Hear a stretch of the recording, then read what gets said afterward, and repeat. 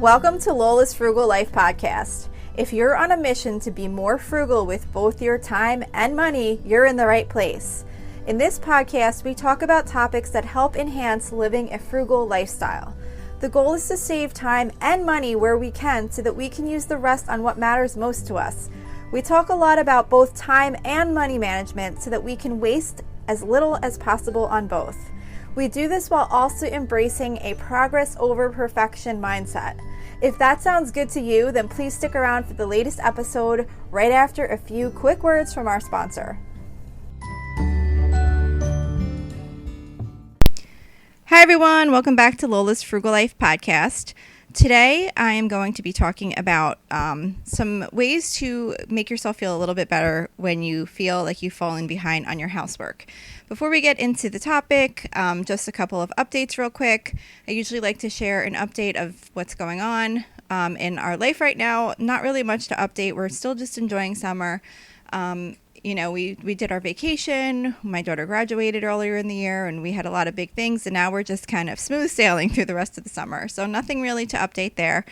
As far as my loving lately, it's definitely my sunflowers. I grew sunflowers from seeds this year, really tall ones and really small ones. I got like a little like dwarf variety and then a really big sunflower, and I struggled with them at the beginning because they kept getting eaten every time they sprouted. But we kept replanting and we managed to get at least enough to grow that it's really cool. Like the little ones especially are like so cute. I really love them. And the big ones are just like, it's just so weird how like a plant can grow like that big and tall and bloom this big flower. So I'm really, really loving those right now.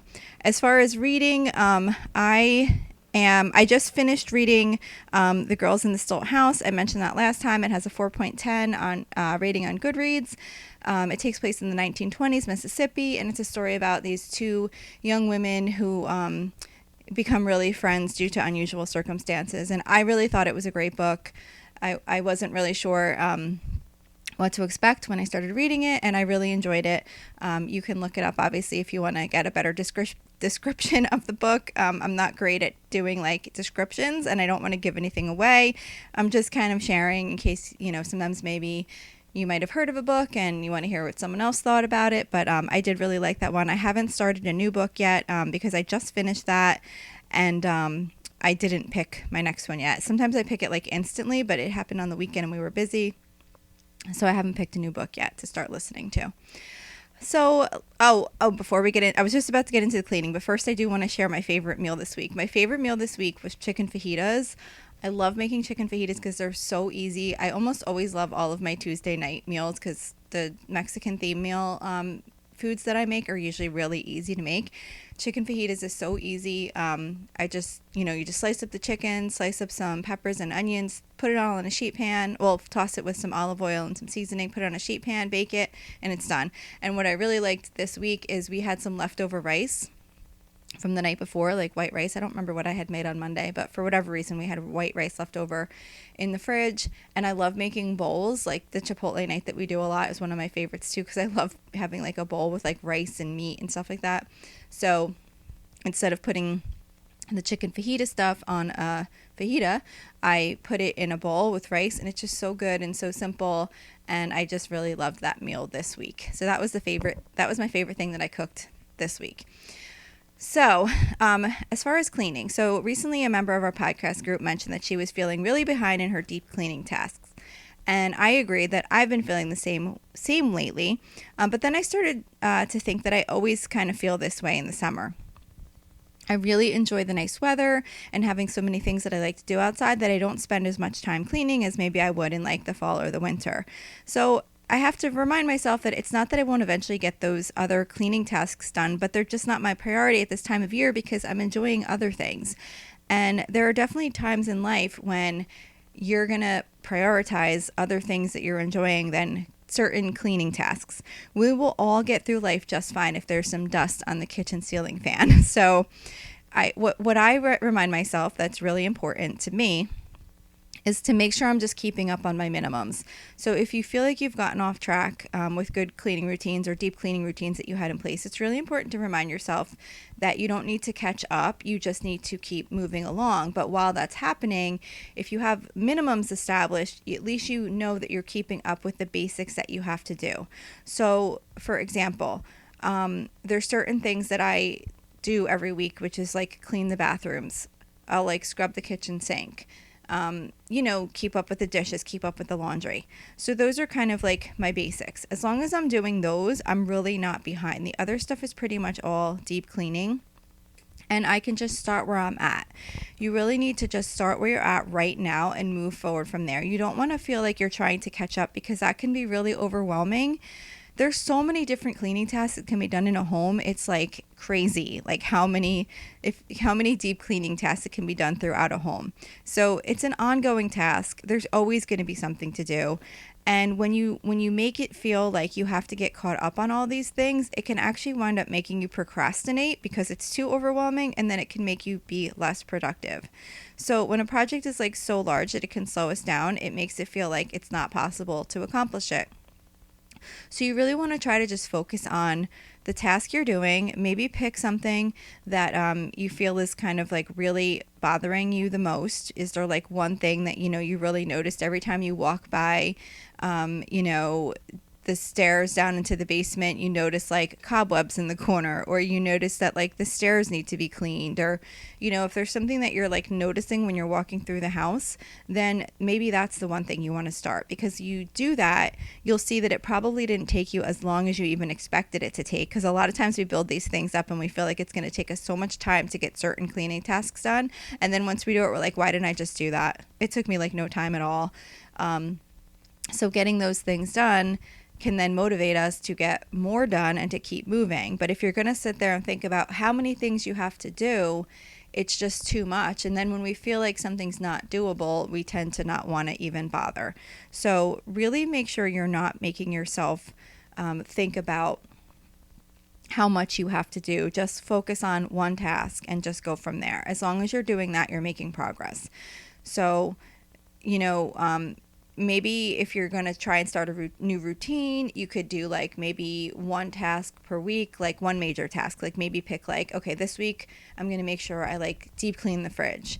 And then maybe next week you're going to maybe deep clean, or like, pull off all the cushions and like vacuum out all your couches or whatever. Maybe pick just like one thing and make that your goal for the week, so that you have like one task. Just start small on deep cleaning. And then if you have time after you finish that one task, then go ahead and add something else. But if you don't have time, you still know that you got that one task done.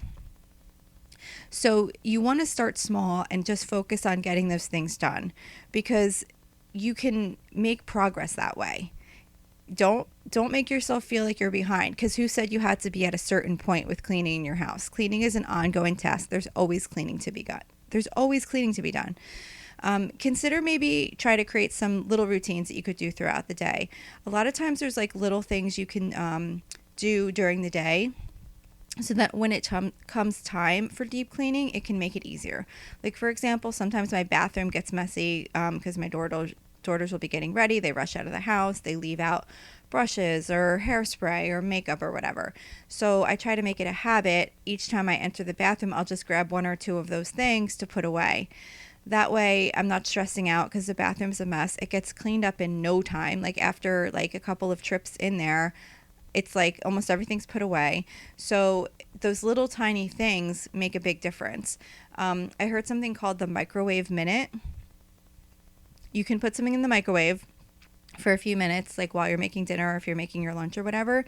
And while that food is in the microwave, use that time to maybe put a couple dishes away, wipe down appliances, wipe down the stove, restock toilet paper, empty the bathroom trash can. There's like so many little things that you can do during just a few minutes. If you have a spare amount of time during the day, the short little periods of time, those things can help you feel a little bit more ahead of things. And then when you are doing your deep cleaning, you're not wasting time picking up and putting away things. You can actually get right into cleaning.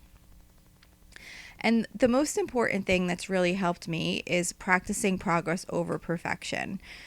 when I feel like I need to get back into routines, or I just feel like I have too much and it's overwhelming and I feel like I'm never going to get caught up, I really try to remind myself about the idea of progress over perfection. I literally say it to myself while I'm doing things. If I'm cleaning the bathroom and I know I really should be like doing a really, really deep cleaning, but I only have time to like wipe down the sink and maybe clean the toilet, I'll remind myself that this is still better than not doing this. Like, is it better to have a bathroom that really could use a really deep cleaning, but you don't do anything in it because you don't have time to do a full deep cleaning? Or is it better to have a bathroom where the sink is shining because it was just wiped down and the toilet's nice and clean and it looks presentable, everything's put away? You know, fully deep cleaning is going to take a lot longer than doing the minimum, just kind of wiping things down, but it still makes a big difference. It's much better to have it done a little bit than to do nothing at all.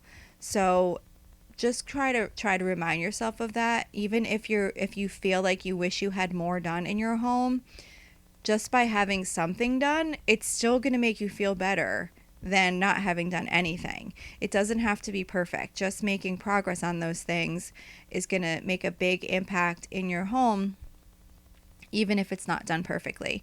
And the task, and when I even say not done perfectly, it doesn't mean like perfect. Like, what does perfect mean? You know, perfect might mean like every deep cleaning task is done. Well, that's never going to happen. So you're not, I mean, I don't know. That's never going to happen for me. Maybe it'll happen for you, but I'm never going to be caught up on all deep cleaning tasks. There's always something I could do. But even in the task itself, it doesn't have to be perfect. Like if you're wiping down a sink quickly, maybe you didn't use the cleaning spray you'd like to use, or the certain kind of rag, or maybe, you know, you didn't like take everything off, you just kind of moved things out of the way and it wasn't done perfectly. Even the task itself, it's better to do the task and do it mediocre and not do it perfect. If you don't have time to do it perfect, it's still going to be better than not doing it at all. So progress over perfection.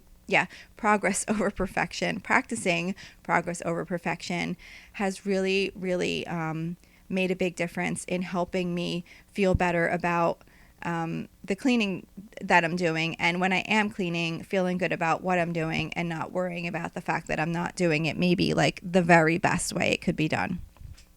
So if you're feeling behind in your cleaning, just find something that you feel is really bothering you when you see it, that you know it needs to be done, and schedule time. Pick a time when you can get that done, and just get that done, and then pick one more thing to do the next time you have time. Don't try to figure out a way that you can get your entire house deep cleaned, and don't feel bad about the fact that your entire house isn't deep cleaned, because most people's entire houses are not deep cleaned, and you need to enjoy your life too and not just spend it just trying to be caught up on cleaning.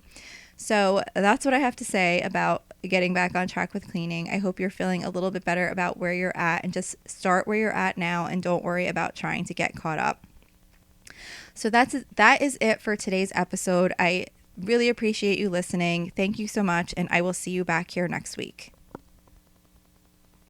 So thank you for checking in for this podcast episode. And don't forget, you can always email me with any questions or suggestions at lolasfrugallife@gmail.com. You can follow me on Instagram and Facebook at lolasfrugallife. And you can find a blog post for most of my episodes, and definitely all of my meal plan episodes, at lolasfrugallife.com. You can also join our private listeners group at facebook.com/groups/lolasfrugallife. And if you enjoy the show, please make sure to subscribe on Apple Podcasts, Spotify, YouTube, or wherever you listen from. And I would love it if you would screenshot the show and tag me on Instagram so I could see you're listening. Also, if you can please take a couple of seconds to rate and review the podcast. Those ratings and reviews are what help the show come up better in search results so that other people can find this podcast. So that will really help me in growing my audience. So that's it for today. Thank you so much for listening, and I hope you have an awesome day.